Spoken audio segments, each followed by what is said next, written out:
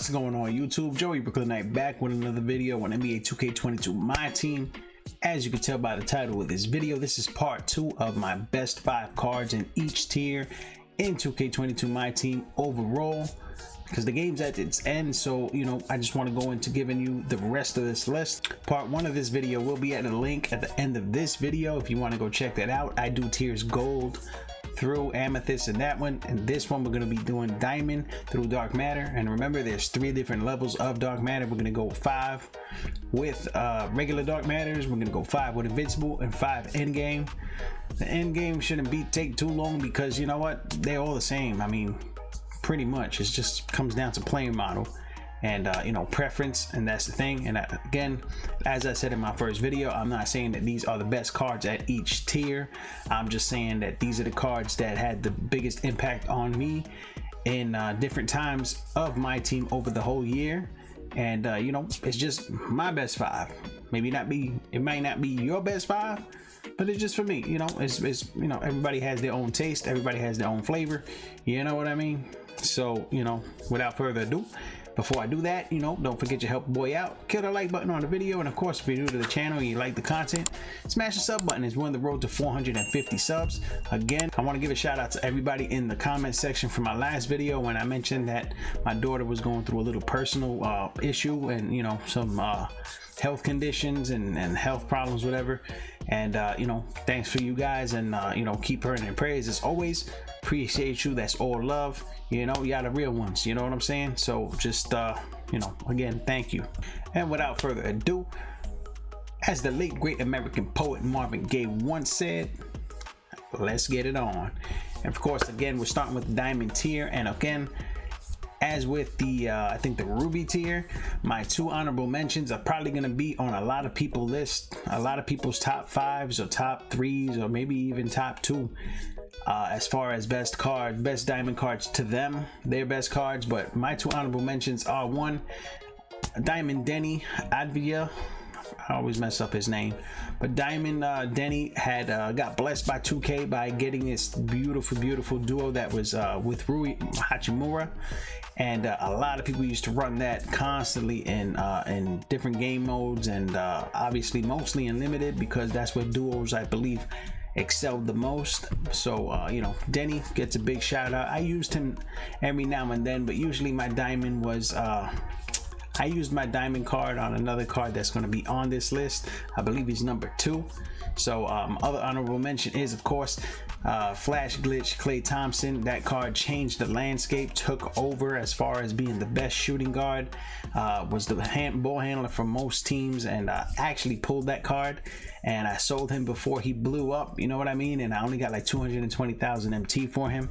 And then I see people added badges to him and contracts and shoes and everything, and the dude was selling for like damn near what, $1 million? Maybe less than that, maybe like 500,000-600,000, something like that. But those are my 2 honorable mentions, and let's get into number 5. And coming in at number 5 on his diamond tier list, of course, is a zero gravity reward card that we got on that grind to Richard Jefferson, and 7'4" monster, the Duncan Dutchman himself, Rick Smits, coming in. This was a very good card. 7'4", 250 pounds. His 3-ball was at a 78, but fret not. I don't know why he doesn't have his sneaker. I thought I put a sneaker on him, but I did add the necessary badges to make him more effective. I gave him a corner specialist, glue hands, limitless spot up, corner sniper, and of course fast twitch. I gave him all of those badges. I don't know if I added anything else, but definitely a fun card to use. You mix him with a coach, floor general, and the 78. I mean, for me example, I used Mike D'Antoni, and I gave him +6, which put him at 84. Is my math right? Yeah, 84 plus floor general, he went up to an 88. That was more than enough. He can hit the 3-ball, and of course he was a monster in the paint, and grab rebounds, block shots, did all that stuff. Shout out to Rick Smits and his amazing mullet from back in the early 90 days with his battles with the Knicks and Bulls and whatnot. So it is what it is. Let's get on to the next one. And coming in at number 4 is a card that everybody was dying to get. This card was going for so much MT, and it's Diamond Manute Bol. Sorry, he is a Bol, but he's the other one. He's Bol, not Manute Bol. But this card, you know, did its thing. I didn't really add much to him. It says I had 5 games played, but a lot of times, you know, when you quit, I was using him in triple threat online. I used him in limited a lot of times, and he was fun to use. Big play. He didn't get many good cards, and that's one weird thing about 2K. You know, I just gotta harp on this. He did get a dark matter, but you know, I don't have the dark matter, but he didn't get an invincible card, and that was the big thing. I got the invincible last year as the lock-in, and you know, that was pretty much Rap City, you know what I mean? But let's get into the next one. And coming in at number 3 is another one of my favorite cards, and I know another content creator got super excited when this card came out from the Zero Gravity grind itself. Another Rocco, shooting guard Rocco. That was the difference. But 6'7" at the shooting guard position. His offense 89, of course, but it's great defense, great jump shot, and he was all around fun to use. I used him in my limited squad. I used him in limited, maybe not limited. I think I ran him more in unlimited, and it says only 8 games played, but of course I don't know how much I gotta keep saying it, but look at his 3-point percentage at 78%. I was just so money with this card. All these Rocco cards are fun. All of them are good. Maybe not the golds, but you know, you catch my drift. But let's go on to number 2. And coming in at number 2, half of my favorite duo in NBA 2K22 Myteam. Definitely my favorite duo that I used to run in the absolute most. Not Rui, not Denny, but Kevin Huerter, and of course Cam Reddish. This was the card I was using a lot, and this card was fun as heck when it came out. I think his glitch is defense, if I'm not mistaken, because I don't know how much defense he plays in real life. I mean, we could ask Wildmont. He is a Hawks fan, so he knows more or less more than we do when it comes to that. So I think he's alone on that boat, but it is what it is. I'm getting off topic, but basically his duo turned him into a Galaxy Opal, and it gave him all of these badges. Definitely made him a better shooter, and he has the Trey base. I consider him to be like a 6'7" Trey Young, basically, which is ironic because you'll see in a second. But Kevin Huerter coming in at number 2. Let me know what you think. I know it's probably a surprise, but it is what it is. But let's go on to, and at number 1 we have, this is going to surprise a lot of people, but he is a fellow Hawk, he is a fellow Diamond, he is a fellow Flash Glitch player. Now this was a I think he was a defensive player. I believe his glitch was on defense. He was a solid defender, this Trey Young. 78 games played. I mean, you know, this is back when people weren't quitting, because this card came out fairly early. Forgot what season it was, but I mean, look at his badges. I mean, he had the clamps, that was the defense, mismatch expert, ankle braces, and menace. Just all around fun card. That really quick Trey Young release, just like Kevin Huerter, and that's what made him my number 1 diamond for 2K22 Myteam.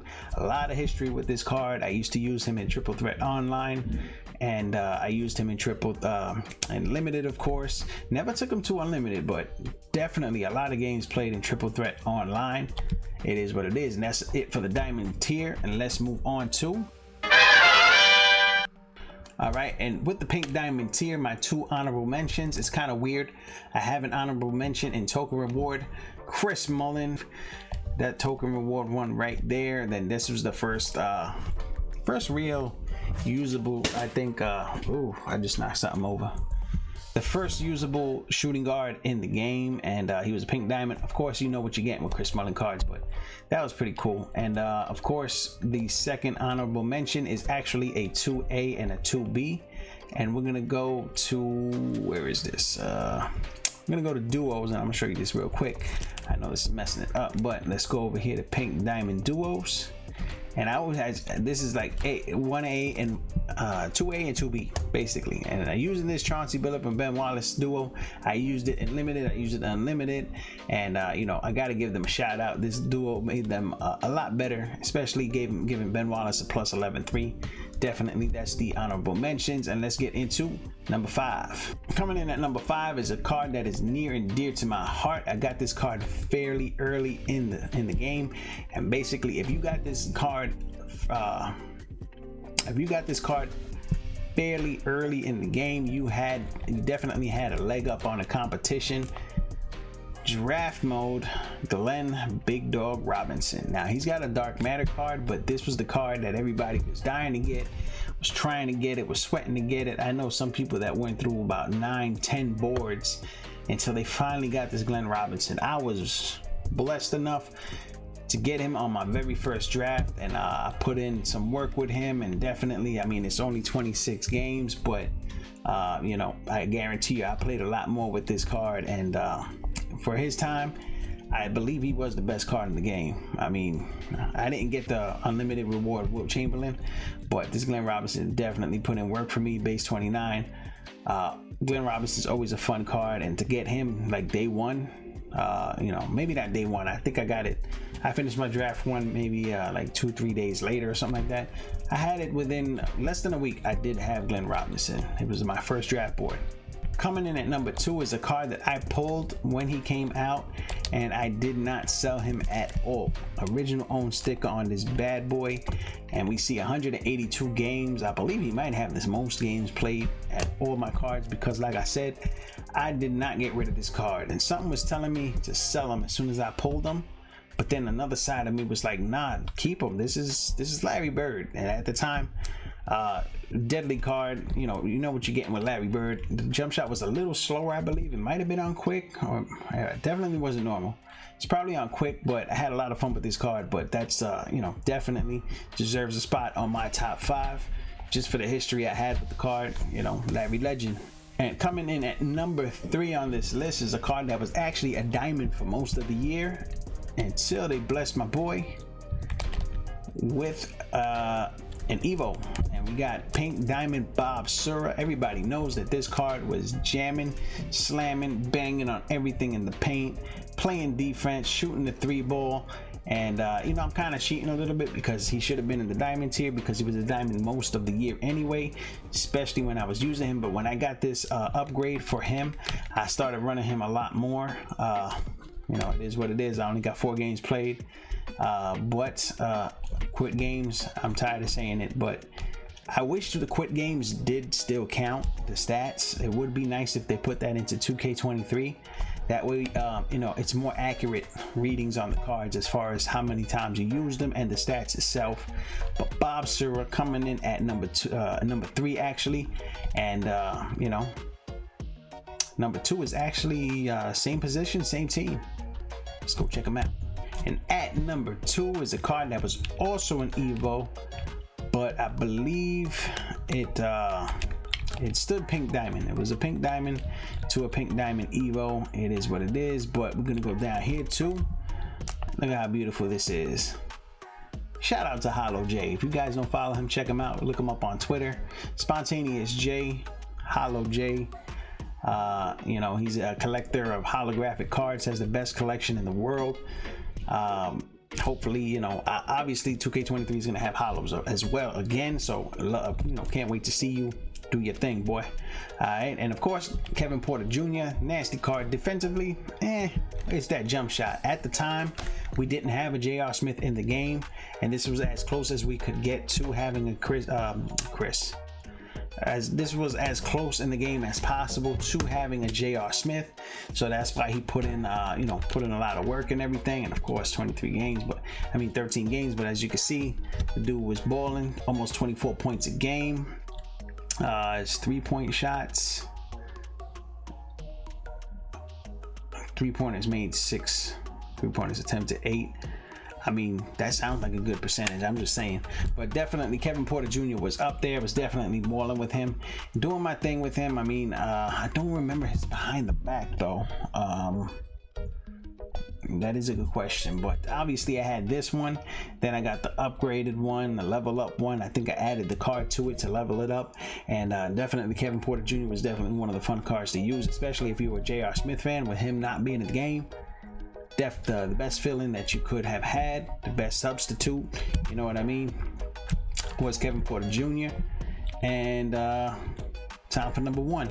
And my number 1 Pink Diamond is a card that I went through a lot with, also a card that I pulled Kristaps Porzingis was my favorite pink diamond, my best pink diamond in the game.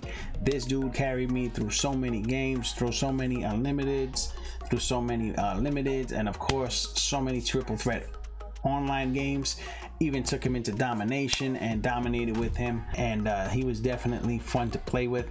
Pause, hard pause, what the hell was that? But definitely Kristaps Porzingis comes in at number 1. And let's move on to the Galaxy Opal tier. And with the Galaxy Opal tier, definitely let's get into the 2 honorable mentions, and definitely some fun cards. One is from the takeoff set, this Jermaine O'Neal. I mean, when he came out, everybody was running this card for at least a month or 2, because this dude's dribble, this dude's handles, I mean, he was dribbling like a point guard. He was like probably the first point center in 2K22, the first true point center, and everybody was caught by surprise when this card came out. Everybody was like, you know, the Dark Matter came out, and everybody was like, hold up, this Jermaine O'Neal, he is, what do the kids say these days? He is him. That's what they were saying, you know what I mean? He was a dribbler, and I was definitely running him in clutch time as my center. A lot of people, most people ran him at power forward, but you know, I wanted him at center because he was just that much faster than everybody else. And of course, honorable mention number 2 is with the Power Within set, and where is my boy? Right, is it Power Within? Yeah, it's right there in my face. This is definitely honorable mention number 2. Had so much fun with this Magic Johnson card. I actually drafted him in two different draft runs. I got this Power Within Magic Johnson, which was crazy, and you know, I did my thing with him, and I'm used to Magic Johnson jump shots. I don't mind it at all, so I was able to do my thing with that, and he gets an honorable mention for that. And you know, let's get into number 5. And coming in at number 5 is a card that everybody hopefully was able to get. It was I think Lifetime Agendas or something like that, but gonna go with my boy Jason Tatum. This Galaxy Opal did wonders for me. 22 games, I played way more than that. I took this card into clutch time, and when clutch time was a new thing, and this card did serious work for me, you know. And I think everybody was running this card, and everybody was surprised, like, yo, if this is, I believe he was the best at the time, the top card, the best card, maybe the best card in the game. I could be wrong, but one of the very top cards in the game, and he was absolutely free. All you had to do was put in the work for the grind, but it didn't cost money. I mean, you still had to put your time into it, but not your money. And this was one of the best cards. It was a big W for 2K at the time. They gave us this, and I ran him for a while. He was just tearing it up in the clutch time street. Shout out to Jason Tatum. Let's get into the next one. And coming in at number 4 is everybody's favorite cheese ball center. Everybody was angry that he could only play center, and also angry that we weren't able to get an Invincible or an Endgame of Manute Bol. Now, I did 7 games, yeah, more than that. I was definitely cheesing with this guy, but most of the time I was running into Manute Bols anyway. A lot of people got him. The challenge to get him is what was holding everyone back, you know, because that was the tough challenge, that you had to use just Sapphires and below. And definitely Sapphire Rocco and Emerald Lonzo Ball and Sapphire DeAndre Hunter, Emerald Patrick Williams. Those are the cards that helped me to get this guy right here. And for what, I don't really know, because I think the following weekend or the weekend right after, I know it was pretty quick after we were able to get Manute Bol, that 2K released another center that I wanted to use more than Manute Bol, but it is what it is. For his time, I'm pretty sure he's high on a lot of people's list at the Galaxy Opal tier. Let's get into the next one. And this next card came from a massive grind. This is card number 3 from the Galaxy Opal, making his Myteam debut with Cincinnati's Power, with the old school, the base that made Luka Doncic a god in 2K21. And this was the Exum base, the base for Exum base. Dante Exum doesn't have his own base, which is weird. I'm pretty sure you guys know that by now. But definitely Cincinnati's Power was definitely it was a grind to get. You had to get 53 wins in Unlimited, but he was worth every single ounce, drip, lick of sweat that came off of my face trying to get this card. But shout out to Cincinnati's Power. Shout out to everybody that got him.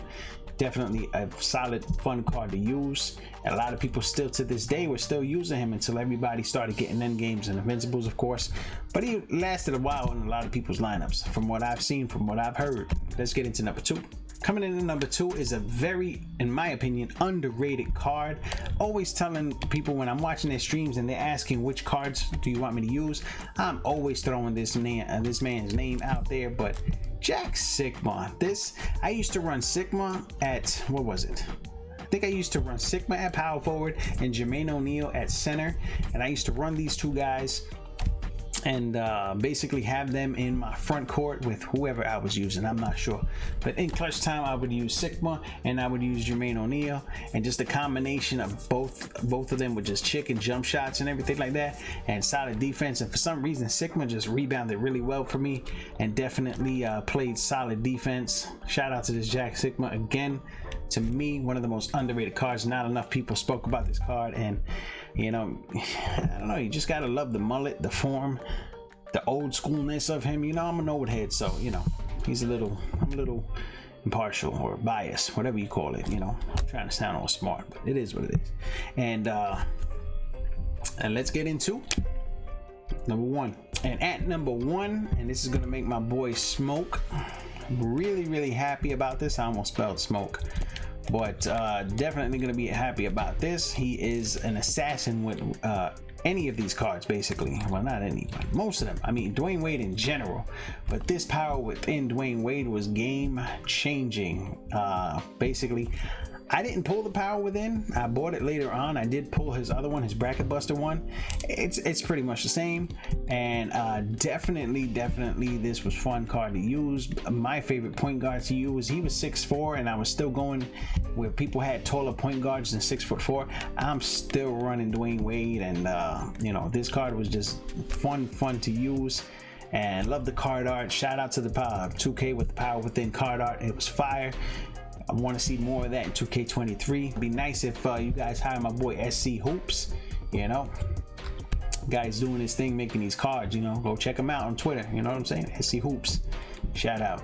And that's it for the Galaxy Opal tier. Let's get into Dark Matter. And as far as Dark Matters are concerned, my 2 honorable mentions is number 1 from the next set.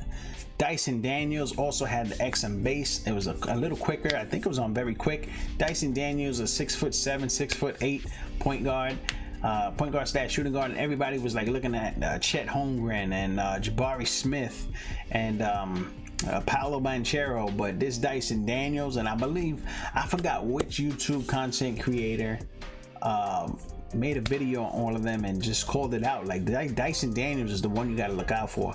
I picked that card up. I sold him because he was going for a lot at the time. His price is like peaked up, like spiked up or something like that, and I did sell him. But Dyson Daniels definitely worthy of a mention in my Dark Matter tier list. I mean, not tier list, man. Definitely worthy of a Dark Matter shout out as far as you know, honorable mention. And my second honorable mention is Zero Gravity, not reward, it's premium, actual Zero Gravity set. This Paul George right here, I pulled this card the day that he came out, and I kept him for a while. I was thinking, like, should I sell him? But I had so much fun using him. And I know Paul George cards this year weren't as good as they were last year, in my opinion, but I still had fun with this Paul George, and I was happy to pull this card, especially with the Indiana version. I know I messed with that. You know, like I said, I'm old school, I'm old head, you know what I mean? But not saying he's old, but you know what I mean. That's what he started over there in Indiana. So shout out to Zero Gravity. And let's get into number 5. And coming in at number 5 is a little bit of nostalgia for me, because when this guy came into packs as a Dark Matter for the first time, he was the only Dark Matter in the set. It was a signature series set. He was the only Dark Matter, and there was 3 versions. There was a power within, there was a signed and an unsigned, and I managed to pull the unsigned one. But when I saw that Dark Matter shake, I mean, I started trembling, because I had put out, I had made a pack opening to try to pull Luke, and I spent so much MT. I put some VC on it too, and was not able to pull him, and I was pretty sad about that. I ain't gonna, you know, no cap. I was kind of, you know, upset, sad about that. I was seeing other people pulling Lucas, and I was just randomly opening the pack. I opened like 2 or 3 packs, and I got a dark matter shake, and I was like shaking. I was like, please be the power within, please be the power within. But it was this one. I did put in a lot of work with this card. When you know, he dropped, everybody was like, yo, this card is the best point guard on next gen, you know. And I was playing current. I had both gens, next gen and current, but this card did his thing for me even on current gen. A lot of people didn't say they didn't like using him on current gen, but you know, it is what it is. But that's number 5, and let's get into number 4. And coming in at number 4 right now, I'm gonna have to go to the premium set. Number 4 was a card that I pulled, but I sold because his price spiked as well. And I put in a lot of work with this Thon Maker card, and this Thon Maker card was very fun to use. 7 foot. I love Thon Maker cards in 2K. No matter if it's Amethyst, Ruby, Diamond, whatever tier it is, Thon Maker is the one for me. Everybody's on the Bowl side. I'm on the Thon Maker side. You know what I'm saying? And I was definitely running Thon Maker at small forward when I pulled him in clutch time, and it just made my lineup so much better, more cheesy, and all that good stuff. But shout out to Thon Maker. That's number 4. Let's get into the next one. And number 3 on the dark matter list is a little weird because you needed 3,000 cards to collect them. You needed 3,000 cards to get this one. He was the collector level for 3,000 cards, and he plays point guard. Everybody was like, whoa, that Clyde Drexler is a point guard, what is this? And I started using him, and for some reason I'm like, yo, I'm money with this guy's jumper. His defense was elite, and his he's like 6'7", I believe, 6'8", so he was perfect for the for the point guard position at that time. And I don't know, he just got so many good animations, and I didn't hear a lot of people talking about this card, and I guess I chalked it up to maybe a lot of people didn't get 3,000 cards to get this one. But if you did and you didn't give it a shot, you know, you missed out, because this card is super fun to use. I still use them sometimes to this day. Shout out to Clyde Drexler, Clyde the Glide, you know what I'm saying? Let's get into the next one. And at number 2, a guy that's returning to my list of best cards at each tier, but can't go without mentioning my boy right here, my Lonzo Ball right here. And I pulled this card, and it's a nice shiny holographic, and I pulled this card, and a lot of times, I mean, like I said, it's 8 games played, but I definitely played more games than that with him.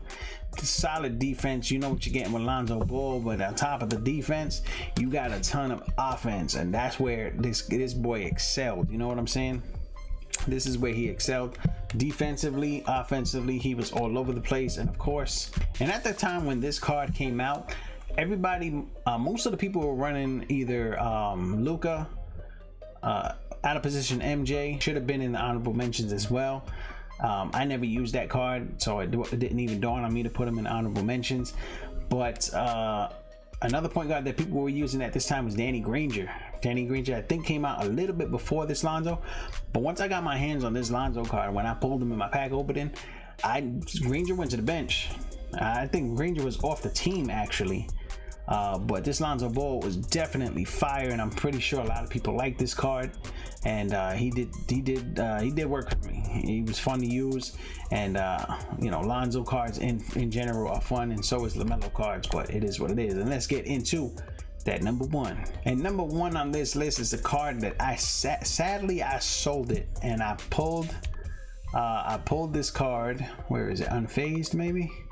And they got Rudy Gay. This card was so fun, and I actually did pull a holographic one, and I ran him for so long in clutch time. In clutch time, he was my shooting guard. Just a nasty card. 6'8" with his build, with his long arms, with his animations. I mean, there was people that was throwing Hall of Fame badges, like putting that, you know, when everybody was getting those 80 Hall of Fame badge packs.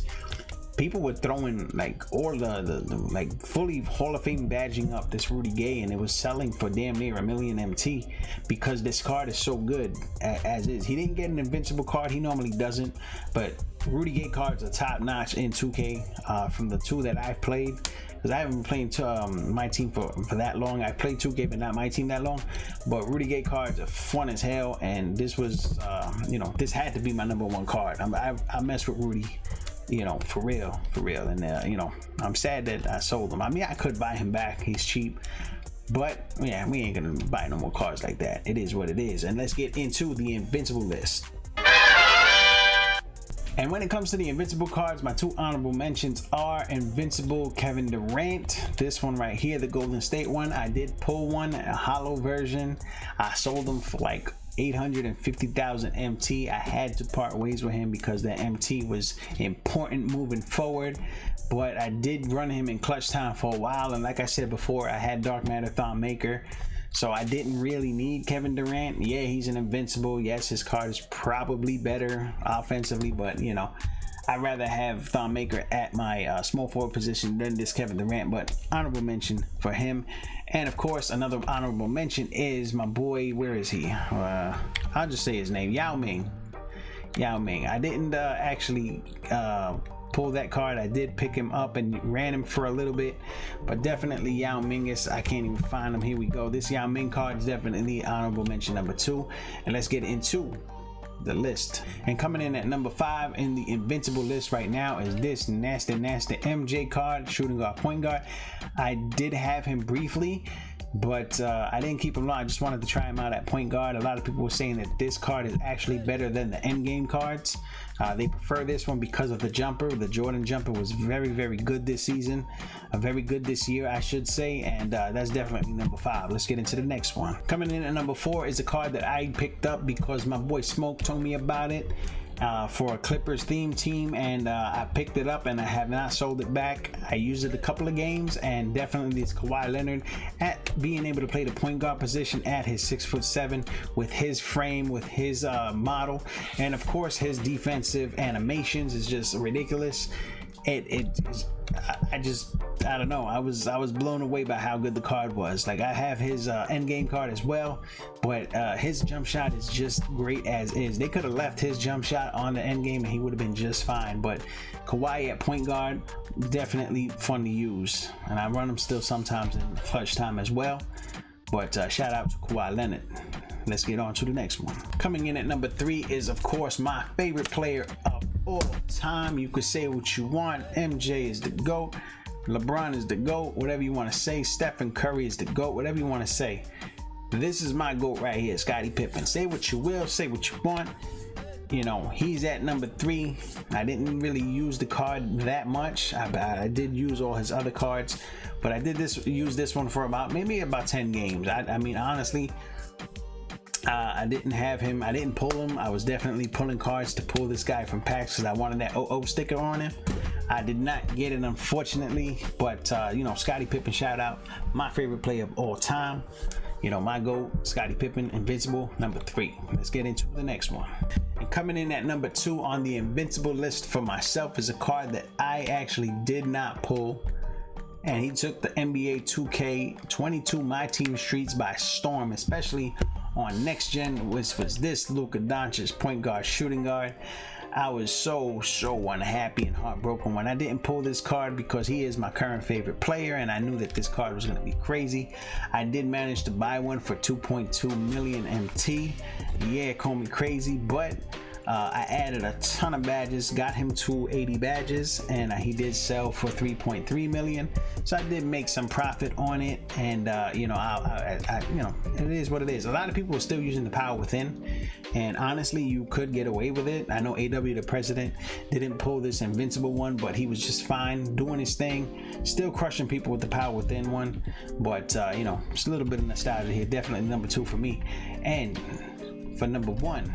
And at number 1, no question at all, Taco Fall, nasty Taco Tuesday, doing his thing on the court. My favorite Invincible for me is definitely Taco Fall, no question about it. If you have this Invincible Taco Fall, you don't really need the Endgame one. This one is just as good. It does the same thing, has a decent jump shot. Not even a decent jump shot, has a very good jump shot. So this Taco Fall is at number 1, and let's get into the end games. And when it comes to the end games, I mean, let's all be honest. There's like end games in Group A and end games in Group B. There's not much variety from them aside from the player models and the player positions. And even then, I mean, some of the some of the end games had multiple positions. Like Giannis, for example, had a small forward, center, and a point guard, power forward. So the only one he was missing when it came to end game was shooting guard. But you know, he did have like a couple of shooting guard dark matters as well, but that's besides the point. But when it comes to end games, there's not really much difference in them. It's all about preference when it comes to end games, because they either have set shot 24, they either have set shot 25 or base 3, or if you got Will Chamberlain, of course he's got the Luka base, and of course we've got Dirk. He's got no, Dirk has set shot 25, but Chris Webber has a different jump shot as well. And now to close out my 5 best cards in each tier, put the cherry on top, let's get in with the 2 honorable mentions, and that's Kristaps Porzingis, because he's just Tingus Pingus, you know, it is what it is. And of course we have Yao Ming, because Yao Ming is basically just like another guy on my list. Wink wink, you know what I mean? That's not too hard to figure out. And Yao Ming definitely gets the nod for number 2 of the honorable mentions. Let's get into number 5. And at number 5 we have a card that I was able to get by locking in one of those anniversary sets. Was basically the small forward center Giannis Antetokounmpo. When it comes to endgame, this is the better version of the 2 in my opinion. The other one is a point guard and power forward. I prefer the small forward center. He was always going to play small forward for me. He was always going to take over my small forward position. So shout out Giannis at number 5. Let's move to the next one. And at number 4 we have the man, the myth, the legend. I don't have this card. I did buy him previously just to try him out, and he didn't disappoint. Definitely Magic Johnson, point guard, shooting guard. I mean, obviously he's got the same base as most cards in the endgame division, or whatever you want to call it, have. But definitely Magic Johnson. Shout out to this Magic Johnson. He's at number 4 for me. Some people didn't really like him that much, his movements or whatnot, but you know, I had fun with that card when I had it, when I used it, and it is what it is. Let's get on to the next one. At number 3 is a card that is definitely flex worthy, if you know what I mean. Not a lot of people have this card, but definitely did not regret at all getting this Invincible by collecting 4,000 cards. I can't wait for 2K23. I'm a collector head, you know what I'm saying? Like Hollow J is a hollow head. Me, I'm a collector head, so you know, gotta get that. And of course you score 50 points with that Invincible card, and you get the end game Dirk Nowitzki card. Now he's number 3 obviously because of the same reason that Scottie Pippen is number 3 in Invincible. My second favorite player of all time is Dirk Nowitzki, and you know, I actually I pulled endgame Yao and I pulled endgame Taco. Okay, I sold both of them. They both could have played power forward or center for me, but I wanted Dirk there. Dirk was my boy. Dirk at 7'1", set shot 25. It is what it is, but definitely for me, Dirk number 3 easily, especially with the grind I had to put in for him. Hell with that, he should have been number 1, but you know, it is what it is. We got another number 1. Let's get into number 2. And at number 2 is a card that netted me 1.8 million MT when I sold him. Where the hell are you? Endgame Taco 4. When I pulled this card, I was beside myself, because I had pulled Yao Ming like a week or 2 before, no, a few days before or something like that. Forgot which order I pulled them in, but basically I had Yao Ming and I had Taco Fall, and I was just mauling and just destroying clutch time with those 2 in my front court. My goodness, it wasn't fair. It was like getting boring at one point, because you know, it's just, you Taco Fall and Yao Ming in endgame form in your front court. I was blocking everything. They were grabbing rebounds everywhere. It was just unfair. But Taco Fall definitely at number 2, and now it's for number 1, which is probably going to surprise a lot of people. This is probably my number 1 card overall for 2K22 Myteam. Call me a sucker if you want, but LaMelo Ball's endgame card. Number 1 on my list for the endgame section. Probably number 1 overall in the game for me, period. Looks a lot like my nephew. I'm not going to show pictures, just take my word for it. But definitely LaMelo Ball is 95 games played, 95 games started. Like I said, I bought this card. I didn't pull this card. I bought this card and did not regret it, not one bit. LaMelo Ball at number 1 on my list. And there y'all have it. That is my top 5 cards in each tier. This is part 2. Don't forget to check out part 1.